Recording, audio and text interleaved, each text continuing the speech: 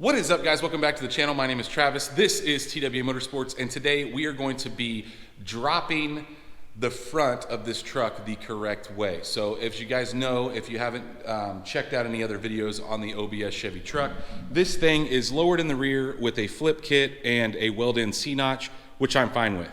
It's got some air shocks, which will probably change down the road. But the front, in order to get the front drop, the person who lowered it just cut the springs. Now, it actually rides pretty decent, but I'm not impressed with the camber. It's got a ton of negative camber on the front, and it has been aligned, so we are going to be fixing that today with new spindles and springs. So I actually bought new front spindles, new springs, and we are going to be putting those in today. Also, as you're going to see as I'm going back together, I'm doing a brake kit, which is in another video, so you guys will have to check it out. I will link it up above as well. But let's get this thing off the ground and get the wheels off, and we will get started on the front. Because I'm only messing with the front, I'm not going to be addressing the shocks or any changes in the rear. We're just going to focus mainly on how to drop the front. The rear flip kit, guys, it is very similar to the videos that I've done on the green truck and other ones in the past. It's very, very simple. You do have to cut the frame in order to get the notch in, and you do have to put the axle on top of the leaf spring as opposed to the bottom. So as far as the rear lowering, if you guys want to know how to do that, check out the video on this truck, which I will also link above here. But let's get started by getting the wheels off. So once you have the wheel off, we're going to go ahead and take the brake caliper itself off. Now, you can use probably a T55 if you wanted to, but 3/8 on a Allen head is what takes these guys off. And a lot of times, guys, they're pretty tight. So sometimes I use a mallet if, well, these have obviously been moved before. Of course, I'm sure that when this thing was lowered, the guy had these off. So we're going to loosen these up and get this caliper out of the way. You may have to use a pry bar here to pry this thing back.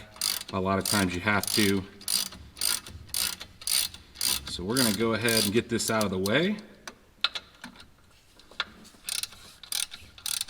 And then we will move on to unbolting the brake line. Since I'm doing new lines, we're going to need to get the brake line out of the way as well.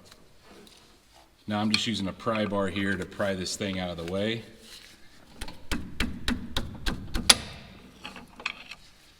And once we get it out, then we will set it aside and move on to getting the rotor off. Unless you are removing your brake line, and then obviously we'll go to that step.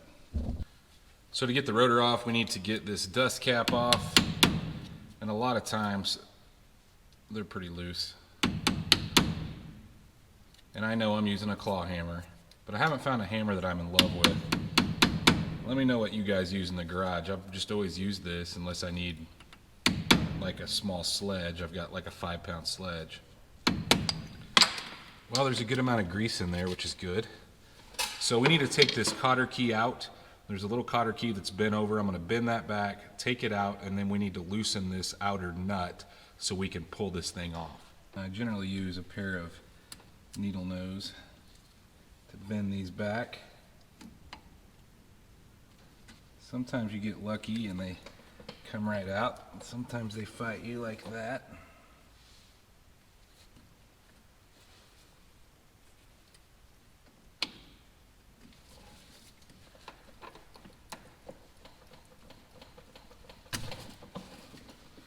Got the old one out. Now I generally just use an adjustable wrench, like an adjustable end wrench, to get this off. And the main reason why I do that is because I don't believe that I have a wrench that big. I know I have a socket. You could use a socket if you wanted to, but I generally like to do it with a wrench, because when you put it back on, I do it by feel. And I just don't have as much feel with how tight it is when I'm going back together. So I'll go grab the wrench. It shouldn't be real tight. We'll take that off, and then our caliper will be loose. You can see what I'm talking about. It's a big one. And you can almost take them off if they're a little loose. You can almost take them off with your hand. Then it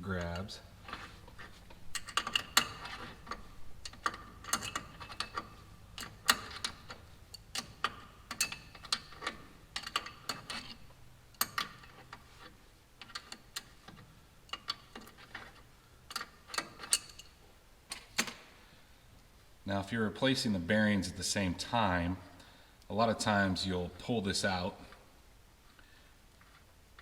and I'm going with all new brakes, but a lot of times you pull this out and then thread that back into place. Once you got the inner bearing out, thread that back on and then pull it to get the seal off of the caliper, or sorry, the rotor, is generally how I do it. Makes it an easy seal puller, but because we're going to new brakes, it doesn't matter. But like I said, if once you get that inner bearing out, you can put the nut and the washer back on and then just pull, and it will grab everything and yank that rear seal out, leaving the seal on the bearing here, and then you can just pull it off. But now we're ready to get the dust shield out of the way. At this point, we're going to take a 1/2 inch and take these out. So you've got not only the backing plate here, but your ABS module. So we're going to take all this stuff out, and it is 1/2 inch. A lot of times there's a bunch of junk on it, so if you have to clean it off with a screwdriver or a pick before, that is the size. So we're going to take these off, get this out of the way. Now I'm just going to kind of lay it over to the side for now because I'm not going to unbolt it. The actual ABS line runs to the upper ball joint here, so I'm not going to mess with that. I'm just going to kind of lay it over here to the side. Now that I've got that off and set over here to the side, I'm going to go ahead and take all the cotter pins out of all the suspension that we're going to be taking loose. So the tie rod here, the upper and the lower ball joint, I'm going to go ahead and take those out, get them out of the way, and then we will grab what tools we need to take the sway bar loose, because it needs to be loose. These things are always, they always fight me. Anyway, once we get these out, like I said, we'll move on to the sway bar and get the end links loose on it. I may end up cutting this one off. Get the sway bar loose, and then we'll move to the upper and lower ball joints. I'm probably going to go ahead and take the shock loose as well.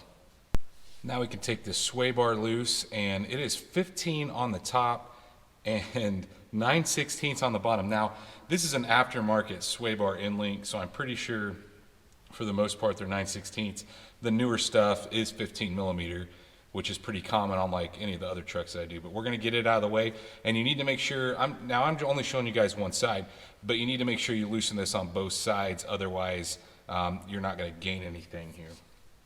Now that we got all those pins out, we need to take the shock out. So the shock is, now this is an aftermarket shock. I don't know what it is, but it's 9/16 on the bottom. It's 15, actually 14 on the top. So we're gonna get it out of the way, and then it's a 1 inch that takes this loose. We're just gonna loosen this, run it down a little bit. Same thing on the bottom ball joint. And on the tie rod, we can go ahead and take it out. And I don't remember what size it is. I think it's a 3/4 on it. And it's gonna be determined by whether your suspension components have been replaced before. But yeah, 3/4 here, 1 inch, 1 inch. I'm gonna go ahead and take this one completely out. And guys, these boots are completely trash because somebody used a pickle fork to take these apart. I like to use my hammer, my sledge, to knock on the actual spindle to loosen these up. I don't like using a pickle fork just for that reason.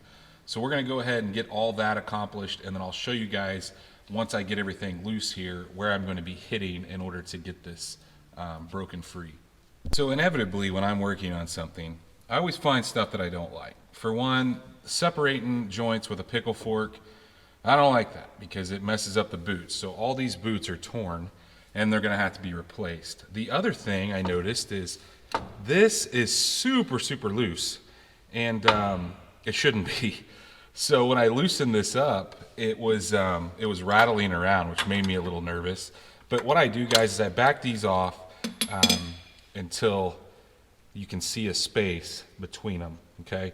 And then I'm gonna use my big 4-pound sledge here to hit here and right here and loosen that up. Now, I have the jack underneath the A-arm here, and that's to keep pressure up against this. So once this is loose, I'm gonna lift it out, or take this nut off, then lift the top A-arm out of the spindle, and then lift the spindle off, and then we will release the pressure on the jack. And the reason I do that is if you took this apart and that spring still had pressure, which this spring's been cut so much that it's not going to have the pressure a factory spring would have. But if you're doing this on a factory truck and you're lowering it for the first time, that spring is under a ton of pressure. So you want to make sure that you get this loose with pressure under this bottom A-arm. Once that pressure is relieved by taking this out, you can gently let the jack down and that A-arm will come out. Now, sometimes the spring still does like to pop, and just be careful. While you're letting the jack down, be on the other side of the vehicle. Make sure there's nothing on this side. And we'll get this all out of the way, and we'll start going back together. Now, I don't know that I'll show you guys the boot replacement. Literally, I think the bottom, this bottom joint here, or the bottom, I can't even think of what I'm talking about, ball joint, the bottom ball joint. The bottom ball joint here I think is no good. And so if it's not good, I'm going to replace that. I might show you guys that, but if not, what we'll do is we'll start going back together, but I'll show you once I get it all out of the way. It actually didn't take nearly as much as I thought it would. So we've got both the bolts off, the top one's out, bottom one's out, and golly, that's still in good shape. So what I'm going to do is I'm actually just going to get a new boot for this, because that is still in great shape, and they've been replaced, obviously. So at this point, let's lower this jack down. You'll see what I'm talking about here. I'm going to go ahead and move the caliper over here.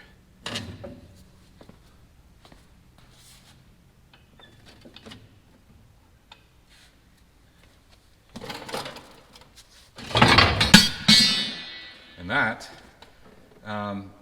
is how it comes out. But generally, the caliper was holding it. But at this point, we're good to start reassembly after I get some new boots. So I'm just going to get some replacement boots. As you can see at this point, I cleaned up the upper and lower A-arms and put a coat of paint on them just to make them look a little nicer. But I found myself in a little bit of a conundrum in the fact that all the ball joints, so the upper and lower ball joints, are all new.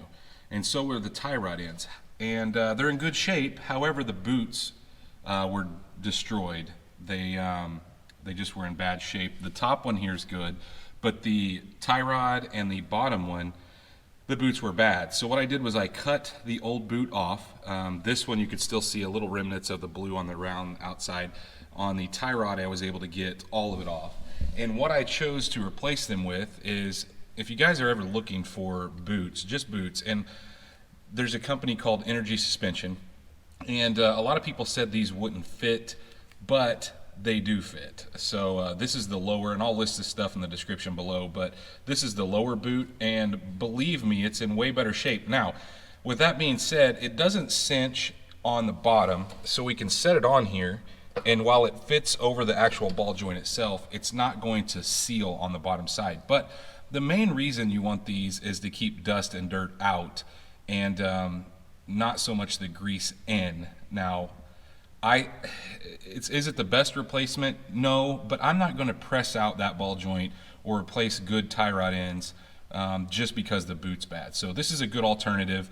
This one actually fits really, really well, the one on the ball joint, or the tie rod end, but the one on the ball joint is just not, it's not as good. Now, once you get the spindle in place, it will push it down and kind of seal up the bottom a little better, but you probably will have a little bit of grease that pushes out around the bottom lip. The other thing I had to do is, obviously we took the old springs out, and on the top of the old springs was a rubber piece. It's kind of like an isolator. Now, I think it's very important that you reuse this if possible. A lot of times these things, especially with these mileage, are just completely shot. So what I did was I kind of zip tied in a couple places where they need to be. And so at this point, I'm ready to put the spring back in. And in order to put the spring back in, you can see, let me get my light up here. You can see there's a kind of an indentation where the bottom of the spring goes, and then the top goes in that cup up there.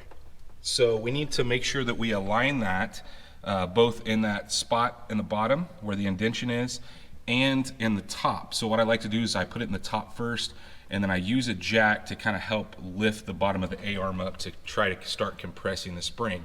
Once we do that, then we can go ahead and put the spindle on and get a couple of these ball joint nuts started, just to keep it in place, and then we'll come back and torque everything. So that is the next step that we're going to be doing. Just like I said, sliding the spring in, and I'll try to show you, I put the jack underneath the bottom here, and I'll try to show you guys that once I get it in place, but there's no good place for me to set up the camera to actually show you it going into the top here. So let's get that finished, and then we'll talk about the spindles. You can see we now have the spring in place. This is what I'm talking about. I've got pressure up against it. And if you guys don't feel safe about this, you can also put a chain around that just to make sure it doesn't pop out, because it takes some effort going back and forth, moving it up and down to get it in. Now, I don't know if I told you guys this, but I am using a 3-inch DJM spring, and I'm using a 2-inch drop spindle. And I've got both the spindles here so you guys can see the difference. What this does is it moves the mount, so the mounting point, the hub here, it moves it up 2 inches. So with a 3-inch spring and a 2-inch, we should get a total of 5. So it may be a little lower than it was before, because I'm sure that he wasn't able to get 5 inches of drop out of just cutting the spring. So as I said, it's really not the way I like to do it, so that's why I'm replacing all this stuff. So at this point, I've got my boot pressed down, this new boot I was talking about, looking nice, and we're going to set this in place. I'm going to go ahead and put the bottom one on first, and then I'm going to pull this down in order to hook the top one in. So may have to lift it, jack it up just a hair more, but at this point we're ready to get on with the spindle. Now that we got the spindle in place, I went ahead, like I said, and put the nut on the top and the bottom, and we're going to go ahead and torque these. So 94 foot-pounds on the bottom one and 50 on the top one. Now keep in mind, once you get to that setting, you're also going to have to put a cotter pin in. So you may have to swing it past a little bit, so you may have to go a little above that torque setting in order to get the castle nut lined up to get your cotter pin through. Now I've got both of them torqued down, like I said, 94 on the bottom, 50 on the top, and both the cotter pins in. So now I'm going to go ahead, swing the tie rod up here into place, and torque it to 46 foot-pounds and get the cotter pin in it as well. Then we can move on to the ABS ring and putting the brakes back together. Now have the tie rod hooked up and the cotter pin in. So one thing I probably should have told you guys, I'm replacing the brakes obviously and the brake lines. If you're not, that brake line actually goes back behind the spindle. So I should have told you guys that before I put the spindle in place. I wasn't even thinking, but I think you might be able to sneak the brake back behind there by pumping the jack up and giving yourself a little more room here. So if you didn't do that, I'm sorry, but that does need to be done. But we are on to the ABS ring here, and that's just these 1/2 inch, there's 3 1/2 inch bolts that go in the plate. So we're going to put it into place and tighten them down. Now guys, about 18 foot-pounds is all I'd put on those. There's not a ton there. And then we're ready to grab our new wheel bearings and slide the new brake into place. At this point, we're ready to put the rotor back on, and the rotor that I chose to go with is a cross-drilled and slotted. This is all part of that kit that I got from Little Shop Manufacturing, and I chose to, there's a couple different ways you can order this. You can order it, there's different rotors that you can get if you don't care to have this. One thing I really like about the zinc washed or zinc plated rotors is they just don't get that rusty, nasty look after a long time. You can see I've got them on the old truck, got them on the green truck, and there is a side specific, and generally it's marked on the box. They happen to etch it on the front as well. Your vanes are going to want to flow like you'd be driving forward, so you'll see once I get it in place. I chose to go with they asked if I wanted new bearings. I chose to do that because I don't have any idea how old the bearings are in this truck. While they didn't make any noise and they did look relatively new, hey, they're cheap, and guys, I think you should do that. Now, I went ahead and packed them. That's like my least favorite thing to do, is packing bearings. And so I've got them sitting in here in my tub of grease. So I'm going to go ahead and set them in place. Also, you have 2 different sizes. Obviously, your back bearing is going to be bigger than your front bearing as far as the inside hole and the outside diameter. It is a little bigger. You can see that this is tapered. But one thing that you're going to want to do is, if you buy it with the bearings, I don't know if they do this with everybody, but they went ahead and tapped the races in. So I do not have to do that. I'm using the bearing only, but I do have to put the back bearing in and then put the seal in place, which I also have right here. If you guys have never done that, literally, once you get the bearing in place, this does have that is the back you're gonna press that in just like that. I just use a rubber mallet and easily tap until it's nice and flush. So we're gonna go ahead and get that done. We'll put this into place, and then we'll put the front bearing in, followed by the washer and the nut, and then we'll tighten it all up. You can see now that we have that installed with the rear seal here, and I'm ready to put it up in place. Now I do like to put a little bit of grease on the actual spindle itself. You know, if you're reusing your old one and you're just replacing the brakes, it probably has grease on it, but doesn't hurt to put a little bit more or some fresh grease on it. So we're ready to put this rotor up on there. And guys, until you get the front bearing in place, it's going to want to move around on you. So it's going to kind of move back and forth. So sometimes it wants to fall off depending on the angle you've got your truck lifted at. Just be careful. If you have the other bearing and you can put it in, which is what I'm going to do at the same time, go ahead and do that and just push it up in there. And then, like I said, we'll grab that washer and the nut. Now we have our washer here, and guys, it only goes on one direction. There's a cutout, and there we go. And then we're going to grab the nut and we're going to thread it on. Now, generally what I like to do is get a adjustable end wrench and thread this down while I'm spinning it. And I'm sure there's an exact method to this, but it's just kind of one of those things you do by feel. You don't want any play, so I put my hands on both sides of the rotor and pull back and forth to make sure there's no play.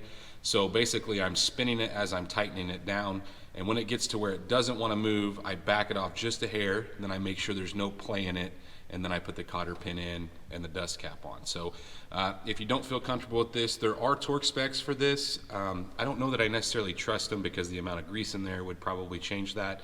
Just like I said, spin it while you're tightening this down, and once it starts to not want to spin, you're going to back it off just generally about a quarter of a turn and make sure there's no play, and then we're going to put our cotter pin in. So I wanted to show you guys how much there's too much play here. You see that? It's spinning good, not making any noises, but that means we have too much play, so we need to keep tightening it up.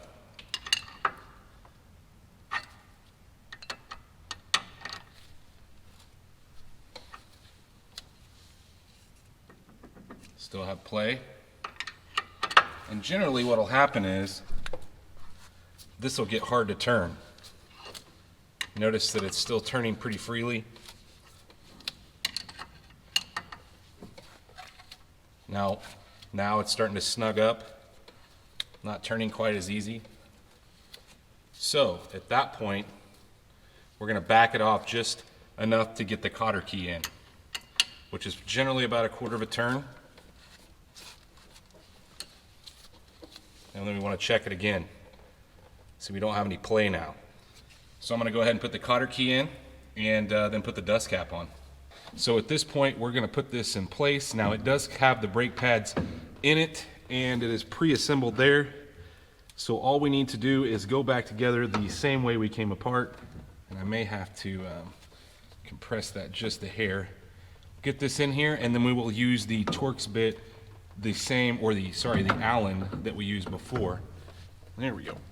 And it is, I don't even remember what size it was. I think it's 3/8.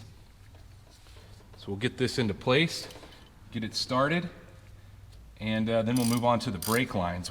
Once you get this in place, go ahead and torque the bolts, the guide pin bolts back here that we just put in, to 34 foot-pounds. Now I'm going to go ahead and put the shock back in. I have no idea what kind of shocks these are, but they seem to ride okay. So we're going to try them, and if I don't like them, I can always replace them. But obviously these two guys sandwich around that upper mount. So I just put this back together because I took it off. And then you have your two, either 15, 14, 13. It depends on if somebody's replaced it before, if they put the right stuff back in it. But normally it's standard on these things. But for some reason, I think mine are 14s or something weird. But anyway, we need to get this in place, then we can get the wheel back on. Now, obviously, guys, if you did brakes like I did at the same time, go ahead and bleed your brakes at this point.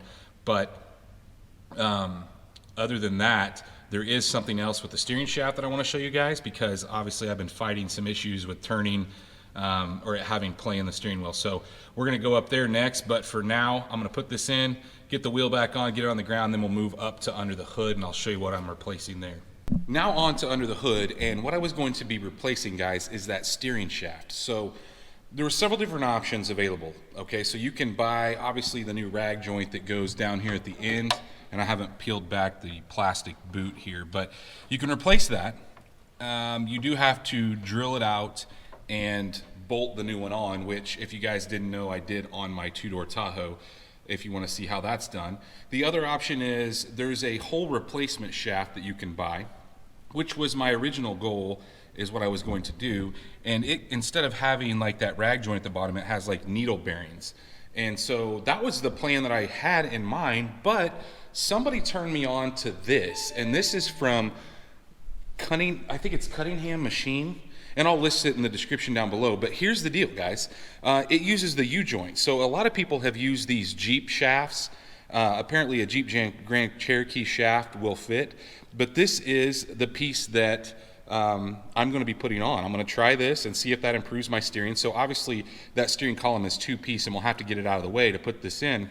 But this slides up in the factory top and replaces that junk U-joint or steering shaft, or rag joint as you would call it, with a actual U-joint. So this should be a way more firm feeling, and I'm really excited to try it because, well, obviously you guys know my frustration with the steering. Now, do I think it's going to take all the slop out? No, I still think there's probably a little bit in the box, but before I adjust it, I wanted to try something like this. And to how you put this on, obviously you take your 11 millimeter, if you have the original, I believe it's 11 millimeter, you're going to take it out and you're going to take the top out as well. And I like to tape the steering wheel in place on the dash. So I'm going to take this old shaft out. Now if you have a replacement rag joint, which this one does, I'm not even sure what size it is, but we're going to pull this one out of the way off that splined end that goes into the box, and we're going to put this one in place. But how this one works is there's a set screw in the middle, and then there's a jam nut that you tighten down on top. So not a whole lot to this. The other side is already done for you. So all you have to do is take the old shaft apart, which I'll show you guys once I get the old one out, kind of how this is going to go into play. And like I said, I'm really excited about this. I think this is going to help a lot. Even if it doesn't take all the slop out, I think it's just going to really firm up the steering wheel. So as you can see, I got the old one out of the way. Like I said, there's 2 points that you need to undo.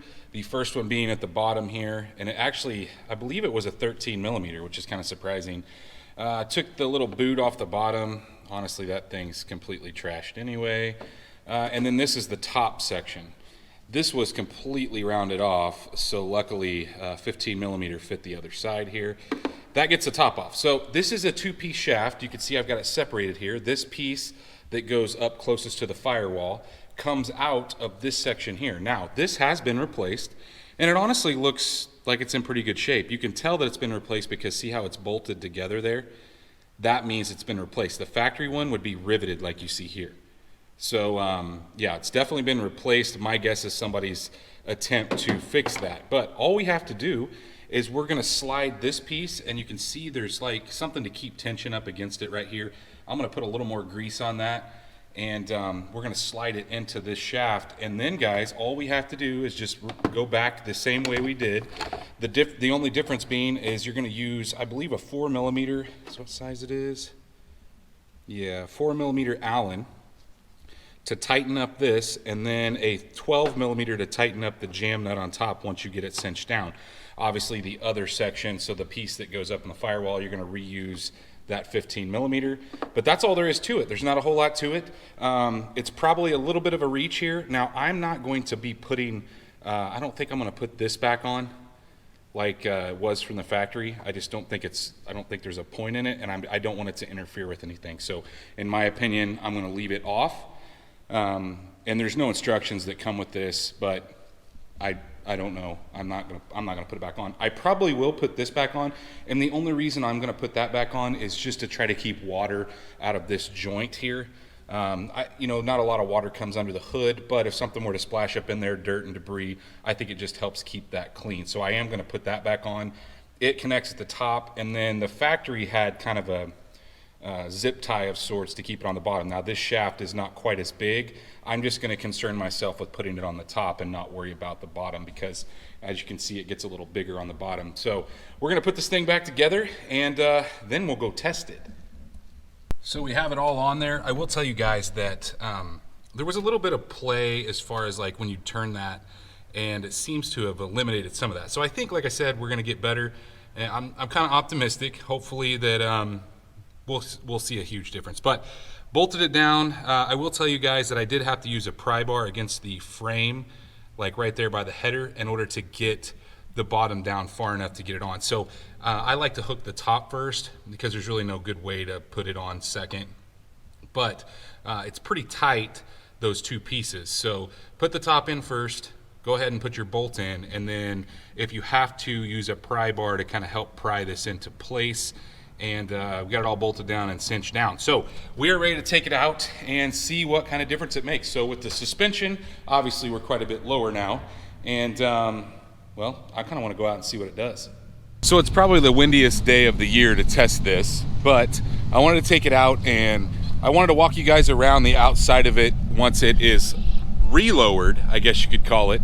So as you know, we put new springs, new spindles in the front, and I did the brake swap at the same time. So I actually filmed two different videos, but this is the first time I'm actually going to be getting it out for the most part with that new steering shaft in. So I want to let you guys know how I feel about it, but I will tell you that as far as the spindles go, you know, before we had just a cut spring to get all of our drop, and I put some air back in the back bags. It'll actually come down a little further.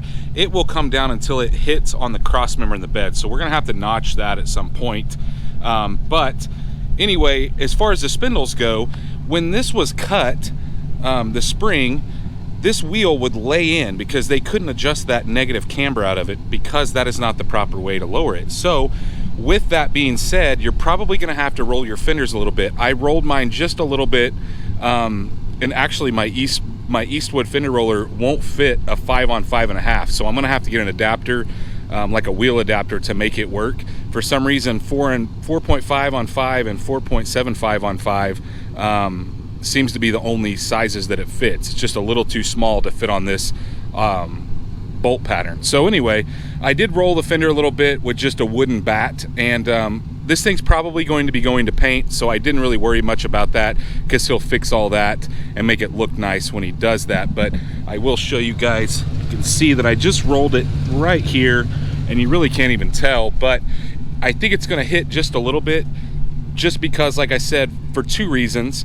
One is that anytime you lower one of these with the spindles, majority of your spindles, this is why I used DJM, it pushes it out about a 1/16 of an inch. Now Beltec is more like a 1/4 of an inch, so that's why I chose to use DJM. Now there's actually a new one out there, which the company who sells the brakes sells, that says it doesn't push it out at all. So I probably, if I didn't already have these, I probably would have went with that option. But let's take it down the road and at least test the steering with that new U-joint as opposed to that rag joint.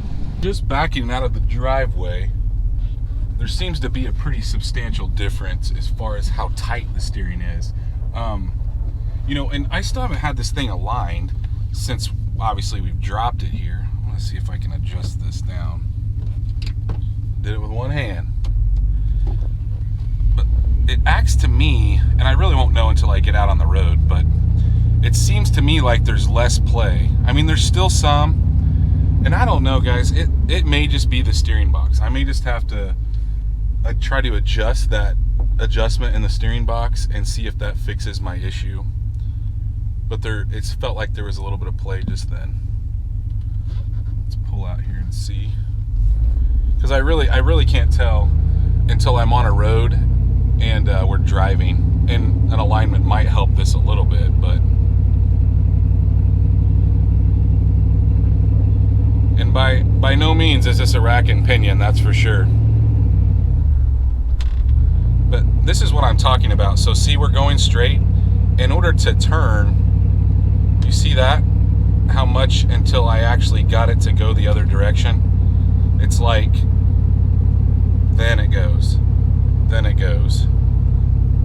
But it is tighter, I will say that. It feels more firm, when it is going, it's not quite as loose as it was before. So I just still think I have some work to do here. Now, whether I opt to put a rack on it, I'm not really sure what I'm going to do yet, but it seems to be driving pretty good. It definitely, I don't know what brand of shocks those are, and I'll probably end up replacing them down the road, but it actually rides pretty decent for just a no-name shock, or at least I don't know what name it is. It's not a Beltec or DJM or anything. I've always had really good luck with the Beltec stuff. So we got it backed in here in the garage again, and like I said, guys, it's better, okay? It's better. And chances are, if you guys have that rag joint, I actually think this is probably your best replacement option. I know a lot of guys go with the Jeep Cherokee, but Cunningham Motorsports, I believe it is, I'll link their information down below, is where I got the steering shaft.